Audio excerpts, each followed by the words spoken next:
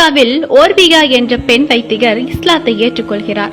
ஒரு கிறிஸ்தவராக இருந்து கொண்டு ஏன் நீங்கள் இஸ்லாத்தை ஏற்றுக்கொண்டீர்கள் என அந்நாட்டு ஊடகங்கள் எழுப்பிய கேள்விக்கு அவர் ஒரு சம்பவத்தை கூறுகிறார். ஒரு நாள் நான் வைத்தியசாலையில் இருந்தபோது ஒரு இஸ்லாமிய தாய்க்கு பிரசவ வலி வந்துவிட்டது. செய்வதறியாது அனைவருமே ஓடி திரிந்தார்கள்.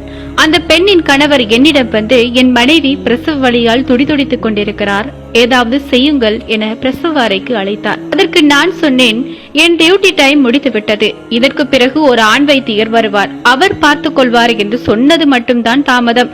அந்த பெண் அலறவும் ஆரம்பித்தார்.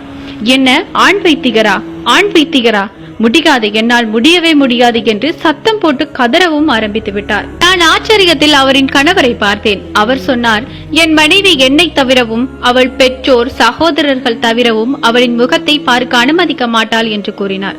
இதை கேட்டு எனக்கு ஆரம்பத்தில் சிரிப்பு தான் வந்தது.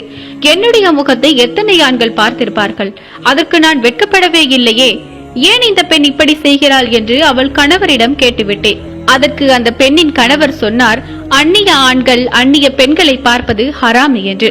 அவர் சொன்னதை கேட்டு ஆச்சரியப்பட்டேன். இஸ்லாத்தின் மீது எனக்கு ஒரு அன்பு வந்தது. சில மணி நேரம் கழித்து குழந்தையும் பிறந்தது.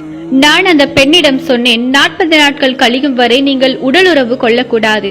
ஆனாலும் சில அமெரிக்கர்கள் உடலுறவில் ஈடுபட்டு கொண்டிருக்கிறார்கள், இதனால் பல நோய்கள் வர வாய்ப்பு உள்ளது. அதற்கு அந்த பெண் சிரித்துக்கொண்டே, அதைத்தான் இஸ்லாம் தடை செய்திருக்கிறதே சகோதரி என்று கூறினார். இதை பற்றியெல்லாம் இஸ்லாத்தில் கூறியிருக்கிறதா என்று ஆச்சரியத்துடன் கேட்டேன். ஆம் என்றார் அந்த இஸ்லாமிய சகோதரி.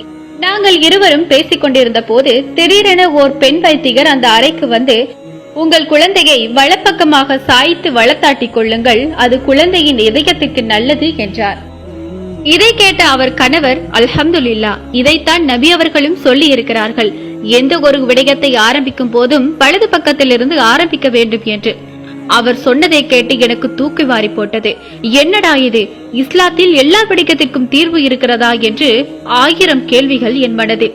1 மாத காலம் வைத்தியசாலைக்கு விடுமுறை போட்டுவிட்டு ஒரு மதகுருவை சந்தித்தேன். அவரிடம் இஸ்லாத்தை பற்றி கேட்டேன். அவர் அழகான முறையிலே இஸ்லாத்தை பற்றி போதித்தார். குர்ஆனை படித்தேன், இஸ்லாத்தை ஏற்றேன், அல்ஹம்துலில்லாஹ் என்று கூறி முடித்தார். அன்பார்ந்த சகோதர சகோதரிகளே, ஒரு மனிதனுக்கு இறைவன் ஹிதாயத்தை நாடிவிட்டால் அதை யாராலும் மறைக்கவும் முடியாது, தடுக்கவும் முடியாது. சுபஹானல்லாஹ்.